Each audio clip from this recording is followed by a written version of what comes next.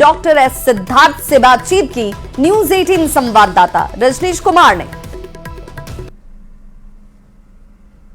शिक्षा विभाग के एसीएस डॉक्टर एस सिद्धार्थ लगातार एक्शन में हैं और स्कूलों का निरीक्षण भी कर रहे हैं और किसी को पता भी नहीं चल रहा है कि एसीएस खुद निरीक्षी पदाधिकारी बनकर आए हैं। लेकिन इस बीच भौतिक रूप से न सिर्फ स्कूली व्यवस्था का निरीक्षण करते हैं बल्कि कई चीजों को इन्होंने बारीकी से देखा है, जिसमें आप देख सकते हैं कि टीचिंग लर्निंग मटेरियल भी है, जिस मटेरियल को लेकर जो है अब इन्होंने एक नई पहल शुरू की है। यानी जो शिक्षा विभाग की तरफ से मापदंड तय किए गए हैं, जो निर्धारण किया गया है, उसके आधार पर अब सभी प्रखंडों में यह वितरण हो रहा है कि नहीं, इसको लेकर इन्होंने क्या प्रयोग किया है, क्या पहल की है, सीधी बातचीत करेंगे। साथ ही किशनगंज जिले में जो है अब ऑडिट होगा, यानी स्पेशल ऑडिट कराने की भी जो एक तरह से अब इन्होंने अब शुरुआत की है। जरा बातचीत करेंगे। सर, क्या लग रहा है कि आप जब से ज्वाइन किए हैं कुछ न कुछ नया प्रयोग और बड़ा एक्शन लिया? कोई नया एक्शन नहीं है। जो सरकारी व्यवस्था है और जो सरकारी नियम है उसे लागू करने का प्रयत्न किया जा रहा है। कोई नया एक्शन नहीं है और कोई नया डिस्कवरी नहीं है।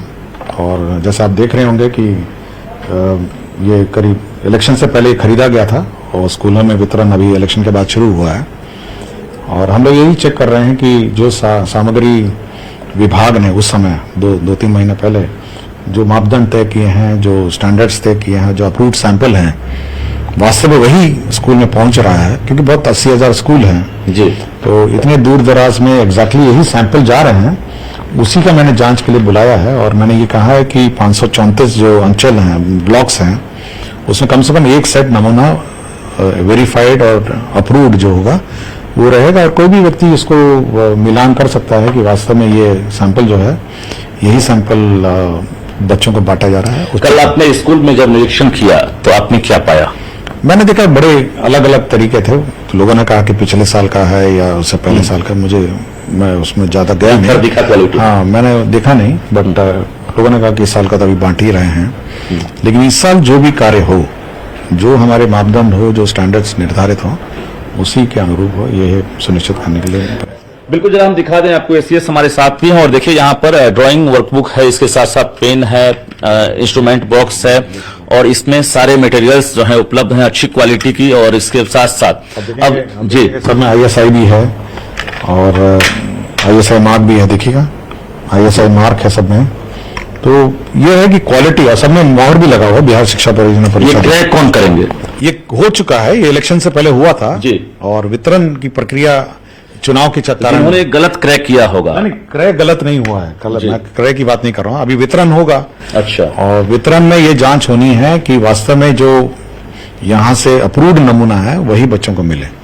मतलब एक बार फिर से आप जो है इस चीज की जांच करवाएंगे कि जो बच्चों की नहीं, जांच नहीं है, मैं तो ये मिलेगा। देखिए, एक बार आप अलर्ट हो जाएंगे कि जो चीज हम लोगों ने अप्रूव किया वही बच्चों को मिले, तब फिर बात बिल्कुल मतलब सावधानी की बात है। मतलब सावधानी हटी और दुर्घटना घटी, ये ना हो। अभी किशनगंज के साथ साथ गोपालगंज डीईओ और जो किशनगंज के डीपीओ हैं उनका निलंबन हुआ है, इसके साथ साथ बर्खास्त की कार्रवाई हुई है। अभी आपने स्पेशल ऑडिट कराने का भी आदेश जारी कर दिया है। किस प्रकार की गड़बड़ी दिखी? देखिए, जो गड़बड़ियां हैं वो तो हम लोग ऑब्वियसली जांच करेंगे और मैंने इस संबंध में बहुत सारे निर्देश भी दिए हैं और समय भी दिया है कि यदि गड़बड़ी है तो आप पहले सुधार लीजिए।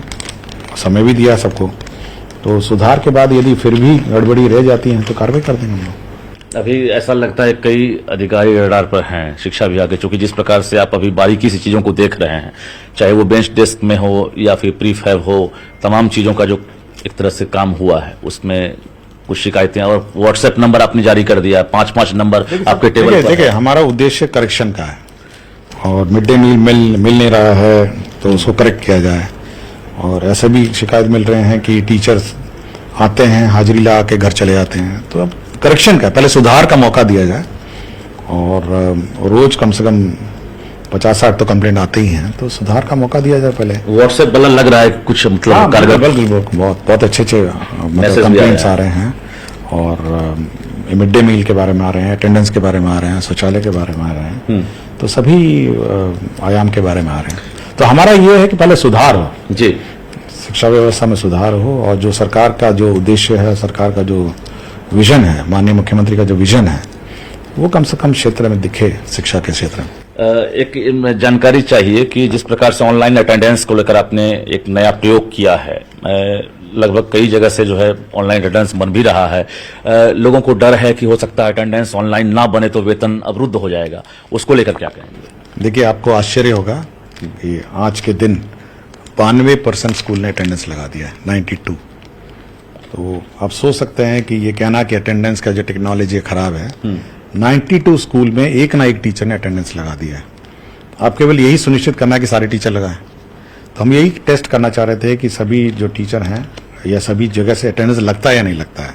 तो 8% स्कूल हैं, उसकी जांच हो रही है कि क्यों नहीं लगाया, बट जब 92% स्कूल से एक ना एक अटेंडेंस लग गया है तो बाकी को अटेंडेंस लगाने की ऑफलाइन का ही विकल्प है फिलहाल अभी, या वेतन बंद हो जाएगा? ऐप ही ऑफलाइन है। ये जो कहा जाता है कि ये उसमें इंटरनेट है, इंटरनेट की जरूरत ही नहीं है उसमें। अच्छा। इंटरनेट की जरूरत केवल एक बार लॉगिन करने के लिए होता है जी। उसका महीने भर वो बिना लॉगिन के चलेगा। वो ऑफलाइन ही है, मतलब वो ऑनलाइन नहीं है ऐप, वो ऑफलाइन है। और डेटा जो है वो बाद में सिंक्रोनाइज करता है। वो एक बार लॉगिन में वो मांगता है, आपका इंटरनेट मांगता है, वो तो कभी भी आप कहीं पे भी टारगेट है 100% अचीव। हाँ, आप घर पे अपना लॉगिन कर सकते हैं जहां इंटरनेट है। और जब स्कूल जाएंगे तो आपको इंटरनेट की जरूरत ही नहीं है, वो ऑफलाइन ना। वेतन तो बंद नहीं होगा अभी ना? जुलाई इस पर विचार करेंगे। पहले हम अभी देख रहे हैं, अभी तो संख्या देख रहे हैं जी।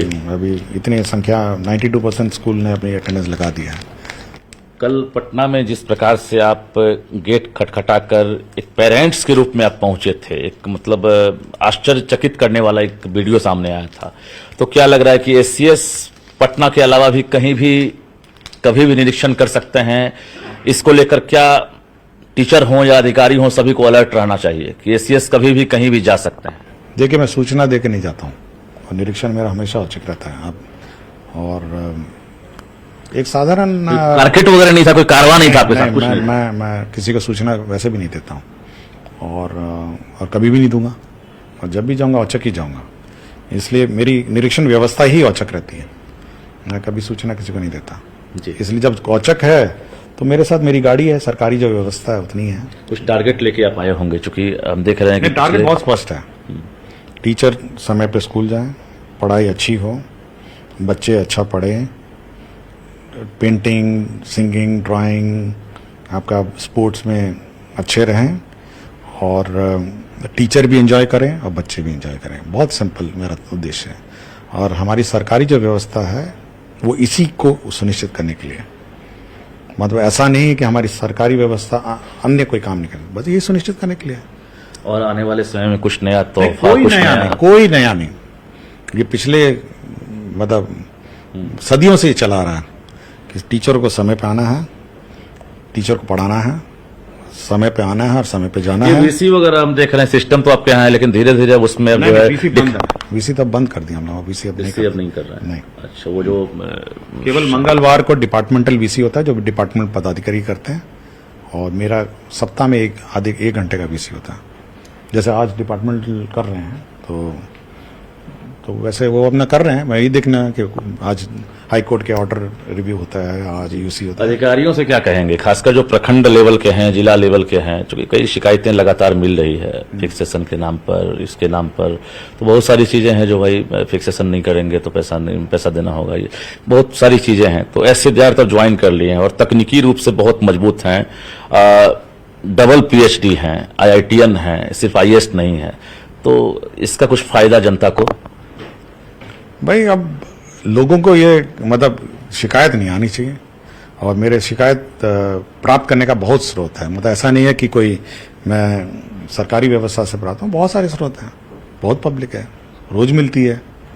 तो मोबाइल भी है, कॉल सेंटर भी है, चलते चलते कोई भी बोल देता है। तो इसलिए ओपन कार्यालय है। और कुछ टारगेट अभी बहाली वर्क कोई टारगेट सरकार ने निर्धारित किया अभी जो सरकार। एक साथ कई पद पर हैं आप, तो क्या लग रहा है एक बड़ी चुनौती आपके लिए भी होती होगी कि यहाँ भी स्मूथली काम करना नहीं है? मैं तो बहुत बार रहा हूँ, ऐसे कोई पहली बार नहीं कि मैं अनेक पद पर ना रहा हूँ। स्मूथली काम चल रहा है, चल ही रहा है, दिख नहीं रहा है। आज बैठ के मैं पेन और पेंसिल मिलान कर रहा हूँ, होता है। और ये मैं जो बच्चे देख रहे हैं आपको, जो टीचर सुन रहे हैं, उनसे क्या कहना चाहेंगे? कई सवालात हैं, अगर आप इजाजत दें तो। बहुत सिंपल है कि पूरी व्यवस्था में बच्चा सबसे मोस्ट इम्पोर्टेंट मतलब स्टेक होल्डर है, ठीक है ना। सबसे पहला स्टेक होल्डर बच्चा है।